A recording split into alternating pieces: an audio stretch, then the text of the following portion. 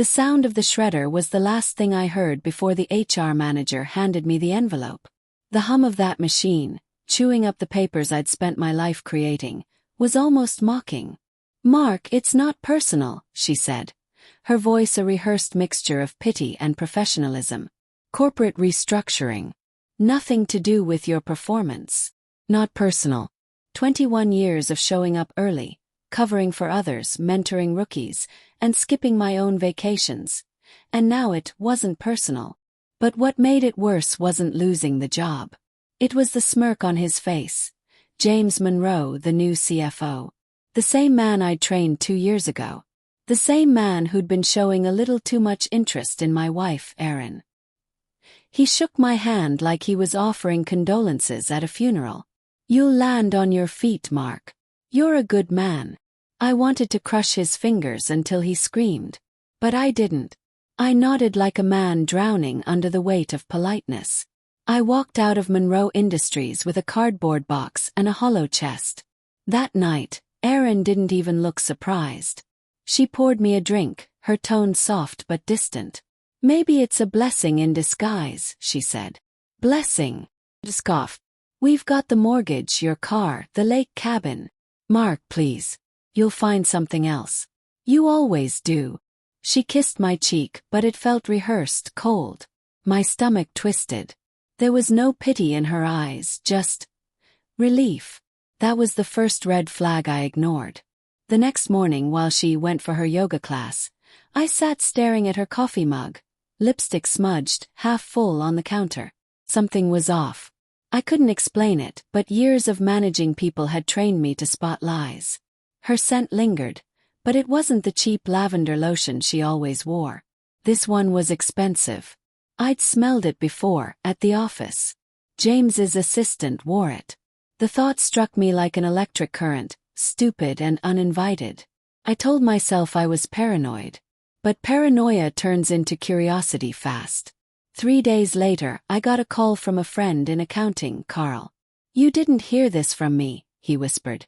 "But Monroe's been bragging. Says he's been seeing someone for months. Someone married." Froze. "Who?" Carl sighed. "I don't know for sure, but he called her his golden secret. Erin's wedding ring was gold. So was her phone case." Hung up. My hands were shaking so badly I nearly dropped the phone. That night, I told Erin I had a job interview early the next morning. She smiled too easily and went to bed before me. At 11:30 p.m., I checked her phone. At 11:32, I remembered her passcode, our wedding date. A part of me hoped to find nothing, prove myself wrong. But her messages proved otherwise. "Erin Redheart, he's gone home. Wish you were here instead of her. James man in suit levitating. Soon, baby. We'll have everything. I'll take care of you once this blows over. Erin Redheart, you already have." My throat closed. Every letter was a stab wound.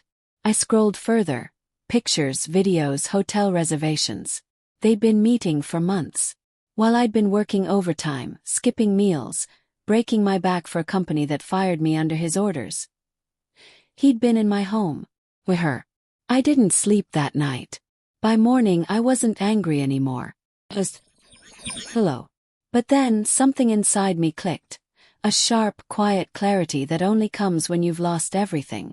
I remembered something James didn't know. The company's main headquarters, the one housing Monroe Industries operations, stood on land I owned. My late father's property. I'd leased it to them decades ago under a 25-year contract. The contract had just expired. 3 days after firing me. Called my lawyer. "Reclaim it," I said. "Are you sure, Mark?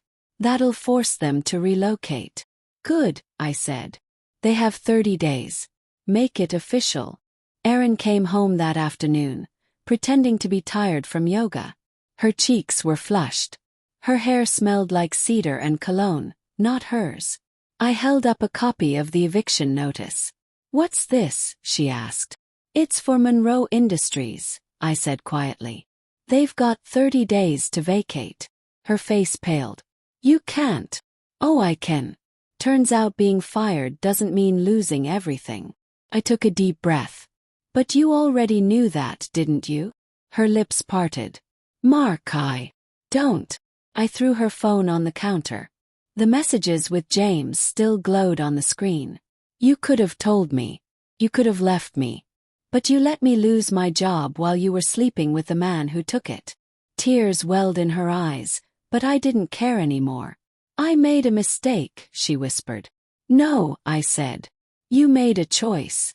3 days later I drove by the office. James was outside, barking orders into his phone. The eviction banners were plastered across the windows. Workers were hauling out boxes. His empire crumbling. He spotted me. His jaw tightened. Mark, he called. You did this. I rolled down the window. Just business, James. Nothing personal. For a moment I saw it, the flicker of fear, the realization that karma had teeth. That night I packed Erin's things. She didn't fight it. She just stood in the doorway, tears streaking down her cheeks. I don't have anywhere to go, she said softly. I met her gaze, calm and detached. Neither did I 3 days ago. She flinched. I closed the door behind her. For the first time in 21 years, the house was quiet. No sound of laughter, no smell of coffee or perfume. Just silence, clean, heavy and honest. I poured myself a drink and stared out the window at the city skyline. The same skyline that had once felt like the world to me. Now it was just lights and lies. But beneath that, there was peace. The kind that comes when the storm is finally done tearing you apart. When I went to bed that night, I didn't feel like the man who'd lost everything. I felt like the man who'd finally seen the truth. Sometimes betrayal destroys you. Sometimes it sets you free.